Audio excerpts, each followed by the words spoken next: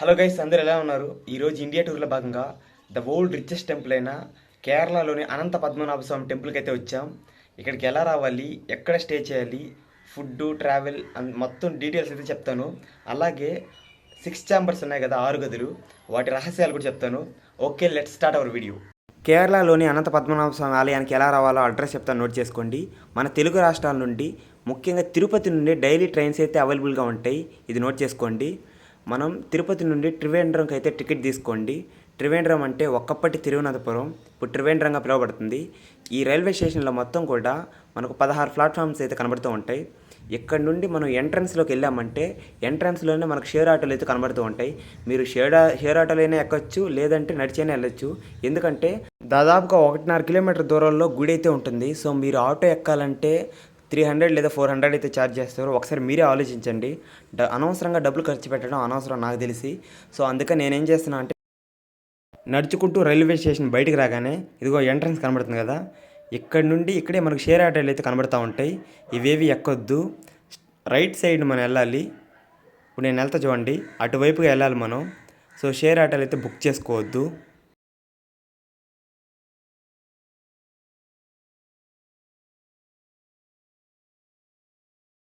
Couples కూడా rooms అయితే అవైలబుల్గా ఉంటాయి అక్కడ, ఆ డార్మెంటరీలో.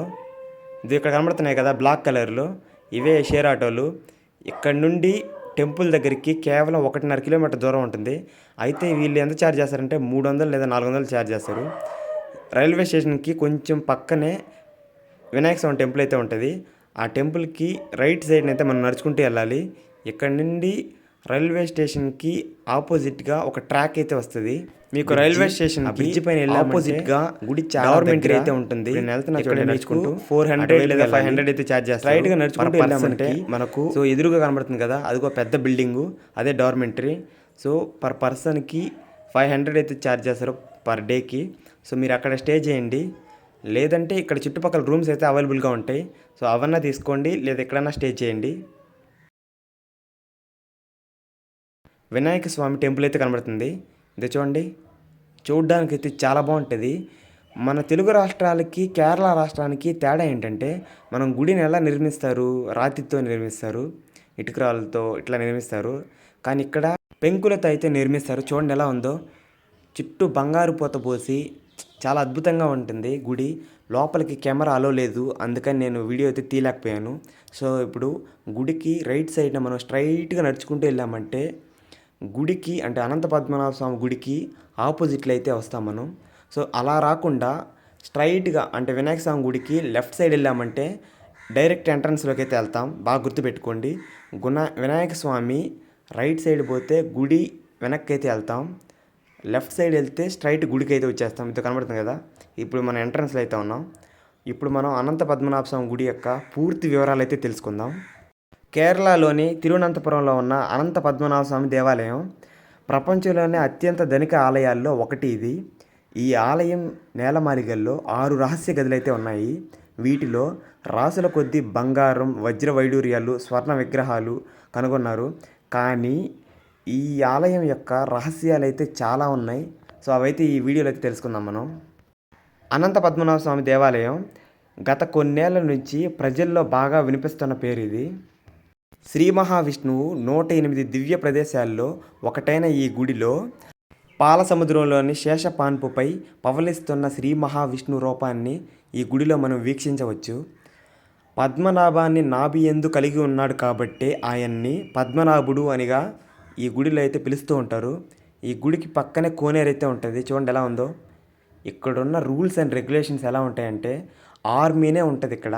సో మనం ఏ యొక్క గడ్డి పరకను కూడా తాగడానికైతే వీలుండదు. ఎందుకంటే వజ్రాలు ఈ గుడిలో తీయక ముందు ఒక లెక్క, తీసినాక ఒక లెక్క. ఎందుకంటే తీసిన తర్వాత ఈ గుడి యొక్క ప్రాముఖ్యత చాలా పెరిగింది. సో అందుకని ఈ చుట్టుపక్కల ఎక్కడ కూడా మనల్ని తాకనివ్వరు. ముఖ్యంగా ఈ గుడిలో ఉన్న నియమాలు ఏంటంటే, లోపలికి డ్రెస్తో అయితే వెళ్ళకూడదు. బాయ్స్ పంచె కట్టుకొని అయితేనే వెళ్ళాలి. మీకు అక్కడ కనబడుతున్నాయి కదా షాపులు, అక్కడైతే పంచెలు అయితే అవైలబుల్గా ఉంటాయి. ఒకటైతే 100 రూపాయలు ఛార్జ్ చేస్తారు. ఇటీవలే ఈ ఆలయ బాధ్యతలను ట్రావెన్కోర్ రాజకుటుంబానికి తిరిగి అప్పగించినట్టు హైకోర్టు అయితే నిర్ణయించింది. ఇప్పుడు ఈ ఆలయం గురించి అయితే తెలుసుకుందాం. ఈ ఆలయ ప్రస్తాపన గురించి అనేక పురాణాల్లో, ఇతిహాసాల్లో ఉంది. బలరాముడు మహావిష్ణువుకి పూజలు చేసినట్లు భాగవతంలో పేర్కొనబడింది. స్వామివారి గురించి 12 మంది ఆళ్వార్లలో ఒకరైన నమ్మాళ్వార్ అనేక రచనలు చేశారు. కలియుగం ప్రారంభమైన రోజున ఈ ఆలయాన్ని నిర్మించినట్లు తెలుస్తుంది. అయితే ఈ గుడి గురించి చరిత్ర నిర్దిష్ట సమాచారం అయితే లేదు. వేల సంవత్సరాల నుంచి నిత్య పూజలు అందుకున్నట్లు ఆలయానికి చెందిన రికార్డులు తెలియచేస్తున్నట్లు అక్కడున్న పూజారులు అయితే చెప్పారంట. అయితే ఈ మందిరాన్ని 260 ఏళ్ల క్రితం అయితే ఇక్కడ నిర్మించారు. అప్పటి తరాల్లో ట్రావెన్కోర్ రాజకుటుంబీకులు ఈ తిరువనంతపురాన్ని పరిపాలించేవాళ్ళు. ఈ తిరువనంతపురాన్ని పరిపాలించేటప్పుడు ఈ గుడిని కూడా వాళ్ళు స్వాధీనం చేసుకొని వారి గుప్పెట్లయితే పెట్టుకున్నారు. కాకపోతే ఈ గుడికి నిత్య పూజలు అయితే చేసేవారు శ్రీ మహావిష్ణువుకి. ఇంకో విషయం ఏంటంటే, మనం ఇప్పుడు లోపల ఉన్న దేవుడిని ఒక గదిలోంచి అయితే మనం చూడలేం. 2-3 గదులు అయితే మారవలసి వస్తుంది. ఎందుకంటే ఆ విగ్రహం అనేది పడుకున్నట్టయితే ఉంటుంది. అంటే ఆదిశేషుపై అంటే విష్ణుదేవుడు పడుకున్నట్టయితే ఉంటుంది. సో మనం ఒక గదిలో నుండి ముఖమును, ఇంకొక గదిలో నుండి చేతులు, ఇంకొక గదిలో నుండి కాళ్ళు ఇలా అయితే చూడగలుగుతాం. మామూలుగా అయితే చూడలేం. ట్రావెన్కోర్ రాజకుటుంబీకులు ఈ గుడిని నిర్మించేటప్పుడు చాలా చాకచక్యంగా, అంటే దాదాపుగా చాలా అందంగా అయితే నిర్మించారు ఈ గుడిని. ఆ కాలంలో 4000 మంది శిల్పకారులు, 6000 మంది కార్మికులు, 100 ఏనుగులు 6 నెలల పాటు శ్రమించి ఈ ఆలయాన్ని అయితే నిర్మించారు. ఎంతోమంది ఈ గుడి కోసం అయితే చాలా కష్టపడ్డారు. మనం చూడొచ్చు ఈ చుట్టుపక్కల కూడా ఎట్లా నిర్మించారో. ఆ చెక్కడాలు అయితే చాలా అద్భుతంగా అయితే చెక్కారు. ఈ గుడి యొక్క నిర్మాణం కూడా చాలా అద్భుతంగా అయితే ఉంటుంది. కాకపోతే ఇంకో విషయం ఏంటంటే, ఈ గుడి ఎలా తెరుస్తారంటే ఈవినింగ్ పూట మాత్రమే తెరుస్తారు. మామూలుగా మార్నింగ్ 11 వరకు అయితే తెరుస్తారు. అంటే టైమింగ్స్ అయితే ఫాలో అవుతారు వీళ్ళు. మన తిరుపతి లాగా 24/7 అయితే ఉండదు. ఇంకొక విషయం ఏంటంటే, ఇక్కడ అన్నదానాలు అవేమీ చేయరు. ఇంకొక విషయం ఏంటంటే, ఇక్కడ పడుకోవడానికి కూడా మనకు అవైలబుల్గా అయితే ఉండదు. సో మీరు ఖచ్చితంగా నేను స్టార్టింగ్లో చూపించాను కదా డార్మెంటరీస్, అవి తీసుకోవడానికి అయితే ట్రై చేయండి. ఇక్కడున్న హై సెక్యూరిటీ ఎట్లా ఉంటుందంటే, ప్రతి ఒక్కరిని చాలా జాగ్రత్తగా అయితే అబ్జర్వ్ చేస్తారు. ఎందుకంటే బంగారం, వజ్రాలు, వైడూర్యాలు అయితే చిక్కాయి కాబట్టి అప్పటి నుండి ఇక్కడ ఆర్మీ ఫోర్స్ అయితే బాగా చురుగ్గా అయితే పనిచేయడం మొదలుపెట్టింది. 2011లో గుడి నేలమాళిగల్లో 6 రహస్య గదులు ఉన్నట్లు గుర్తించారు. ఆ గదులను తెరవడానికి సుప్రీంకోర్టు తీర్పుతో 5 గదులను అయితే తెరిచారు. ఫలితంగా ఆ గదుల్లో అపారమైన సంపద ఉన్నట్లు గుర్తించారు. ఆలయం ఉత్తరం వైపున రూమ్ డి, ఆగ్నేయం వైపుగా రూమ్ ఎఫ్ తెరిచారు. ఈ గదుల్లో అపారమైన బంగారం, వజ్రాలు, వైడూర్యాలు, రత్నమాలిగలు చాలా అయితే కనిపించాయి. రాసుల కొద్దీ అయితే లభించాయి. వీటి విలువ లక్షల కోట్లు ఉంటుందని అంచనా వేశారు. నేలమాళిగల్లో బయటపడ్డ సంపదతో అప్పటి వరకు దేశంలోనే అత్యంత సంపన్న ఆలయంగా ఉన్న తిరుమలను పద్మనాభస్వామి ఆలయం ఒక్కసారిగా వెనక్కి నెట్టింది. మామూలుగా అయితే మన ప్రపంచంలోనే రిచెస్ట్ టెంపుల్ అంటే ఫస్ట్ మన భారతదేశంలో తిరుపతి అని చెప్తారు. అలాంటిది అప్పుడు 2011లో బయటపడ్డ ఆ రహస్య గదుల్లోంచి బయటపడ్డ ఆ అపార సంపద వల్ల ఒక్కసారిగా తిరుపతిని అయితే వెనక్కి నెట్టింది ఈ అనంత పద్మనాభ స్వామి ఆలయం. కాకపోతే ఇప్పటికీ కూడా అనంత పద్మనాభ స్వామి ఆలయంలో ఆ 6వ గది అయితే ఏదైతే ఉందో అది మిస్టరీగా అయితే మిగిలిపోయింది. ఎందుకంటే దాని చుట్టూ నాగబంధనం అయితే ఉంది. అందువలన దాన్ని తెరవడానికి చాలామంది అంటే అనేక విధాలుగా అయితే ట్రై చేశారు. ఒకరు ట్రై చేసి చాలామంది అయితే చనిపోయారంట. అందుకని దాన్ని పూర్తిగా నిషేధించారు. ఆ గది తెరవడం అయితే పూర్తిగా నిషేధించారు. మామూలుగా మన తిరుపతికి దీనికి కంపారిజన్ చేసుకుంటే, తిరుపతిలో మనం ఎంతసేపు అయినా అంటే మనకు అన్నప్రసాదం ఉంటుంది. మనం అక్కడ పడుకోవచ్చు, స్టే చేయొచ్చు. అంటే ఆ గుడి దగ్గరే మనం స్టే చేయొచ్చు.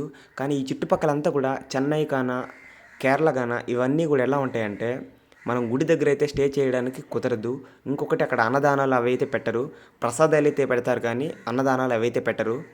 ఇంకా మామూలుగా దీంతో కంపారిజన్ చేసుకుంటే తిరుపతి ది బెస్ట్ అని చెప్పుకోవచ్చు. అంత బాగుంటుంది తిరుపతి. బలరాముడి తీర్థయాత్రలో భాగంగా అనంత పద్మనాభ స్వామి దేవాలయానికి అయితే వచ్చాడు. ఇక్కడికి రావడంతో ఇక్కడ మీకు కనబడుతున్న కోనేరు ఏదైతే ఉందో పద్మతీర్థం అంటారు దీన్ని. ఇక్కడ స్నానం చేసి 10,000 గోవుల్ని బ్రాహ్మణులకైతే అప్పగిచ్చాడంట. అది ఇక్కడున్న చరిత్ర అయితే చెప్తూ ఉంటుంది. 16వ శతాబ్దం మొత్తం కూడా ఈ ఆలయ నిర్మాణం అయితే చేపట్టారంట. అప్పట్లో ట్రావెన్కోర్ యొక్క రాజకుటుంబీకులు. అప్పుడే ఈ ఆలయం యొక్క సుందర రూప నిర్మాణం అయితే బయటపడింది. ఈ ఆలయ ప్రసిద్ధి తిరువట్రార్ శ్రీ ఆదికేశ పెరుమాళ్ ఆలయానికి ప్రతిరూపం అనే పేరు అప్పుడే వచ్చింది. మామూలుగా తిరువనంతపురంలో చాలా అద్భుతమైన ప్లేసులు అయితే చాలా ఉన్నాయి.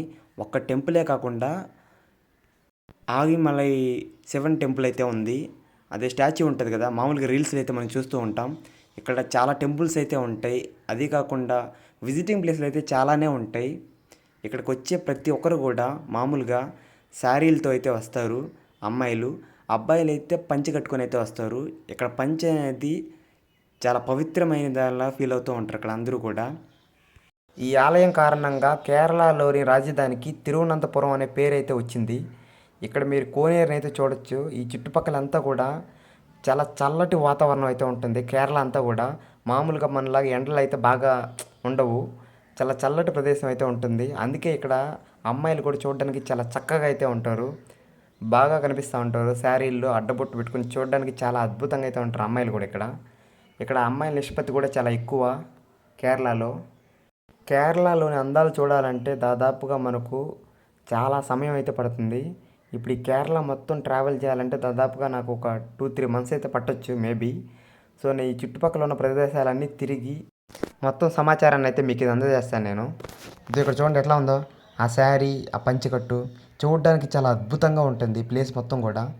తిరువనంతపురం అంటే అర్థం ఏంటంటే తిరు అనంతపురం అంటే దేవుడైన మహావిష్ణువుకి పవిత్రమైన ఆలయం అని అర్థం. అందుకే ఇక్కడ చూడడానికి చాలా అద్భుతమైన అంటే విగ్రహం అయితే కనబడుతుంది మనకు. మామూలుగా మనం ఏ గుడిలో చూసినా కూడా మనకు నిటారుగా నిట్ట నిలువుగా నిలబడిన విగ్రహం అయితే కనబడుతుంది. కానీ ఈ గుడిలో అలా అయితే కాదు. శేషనాగుపై పడుకున్న మహావిష్ణువుని అయితే మనం చూడొచ్చు. చూడడానికైతే 2 కళ్ళు కూడా సరిపోవు అసలు. అంత అద్భుతంగా అయితే ఉంటుంది ఈ గుడి. ఈ గుడి చరిత్ర కూడా చాలా చర్చనీయాంశంగా మారుతుంది. ఇంకో విషయం ఏంటంటే ఆ 6వ ఛాంబర్ ఏదైతే ఉందో అది చాలా మిస్టరీ అని చెప్పాలి. ఇప్పటికీ ఎవ్వరు దాన్ని అయితే ఓపెన్ చేయాలన్న అంటే ఆ ఆలోచన వచ్చినా కూడా చాలా భయపడుతూ ఉంటారు అందరూ కూడా. అంత సాహసాలు, ధైర్య సాహసాలు అయితే ఎవరు కూడా ఇప్పటికీ చేయలేదు. ఎందుకంటే దాని చుట్టూ నాగబంధనం ఉంది కాబట్టి. అప్పట్లోనే 2011లో మామూలుగా అయితే ఈ 5 ఛాంబర్స్ అయితే ఓపెన్ చేశారు. అప్పటి నుండి ఈ ఛాంబర్స్ ఓపెన్ చేయడానికి చాలామంది భయపడ్డారు ఈ 6వ ఛాంబర్ని. ఎందుకంటే అప్పుడు మామూలుగా ఆ ఛాంబర్ని ఓపెన్ చేసే సమయంలో చాలామంది అయితే చనిపోయారంట. సో అందుకని దాన్ని ఆపేశారు. ఇక్కడ మీకు టైట్ సెక్యూరిటీ అయితే కనబడుతూ ఉంటుంది ఈ గుడి చుట్టూ కూడా. ఈ అనంత పద్మనాభ స్వామి టెంపుల్ చూసుకున్న వెంటనే మీరు ఏం చేస్తారంటే ఈ చుట్టుపక్కలే ఒక మెస్ అయితే కనబడుతుంది, హోటల్. ఇక్కడ ఇంకొక విషయం ఏంటంటే ఇక్కడ ఫుడ్ అంతా ఎలా ఉంటుందంటే కొబ్బరి నూనెతో అయితే తయారు చేస్తారు ఫుడ్ని. మీరు తాగే నీళ్ళు కాడి నుంచి అంటే వేసే కూరలు ప్రతి ఒక్కటి రైస్తో సహా కొబ్బరి నూనె అయితే వేస్తారు, ఖచ్చితంగా అయితే వేస్తారు. నెయ్యి ఉంటుందో ఉండదో తెలియదు కానీ కొబ్బరి నూనె అయితే ఖచ్చితంగా వేస్తారు వీళ్ళు. నాకు అంటే మనకైతే ఈ వంటలు అవి పడవు. ఎందుకంటే మనం ఉప్పు కారం బాగా తింటాం కాబట్టి ఇక్కడ తినడానికి చాలా ఇబ్బంది పడతాం. నేనైతే చాలా ఇబ్బంది పడ్డా ఇక్కడ ఫుడ్ తినాలంటే. ఇది మొత్తం అడవి ప్రాంతం కాబట్టి ఈ చుట్టుపక్కల అంతా కూడా మీకు కొబ్బరి చెట్లు అయితే చాలా కనబడుతూ ఉంటాయి. మామూలుగా మీకు ఎంట్రన్స్ నుండి ఎగ్జిట్ దాకా తిరువనంతపురం అంతా కూడా ఎప్పుడూ కూడా మీకు టెంకాయ చెట్లు ఖచ్చితంగా కనబడతాయి.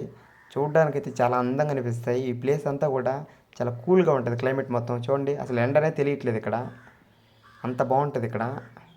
చూసుకున్న వెంటనే ఆగిమలై టెంపుల్ అంటే శివన్ టెంపుల్ ఉంటుంది, అక్కడికి వెళ్ళండి. అదైతే ఇంకా బాగుంటుంది, సముద్రం పక్కనే ఉంటుంది, చాలా బాగుంటుంది అది.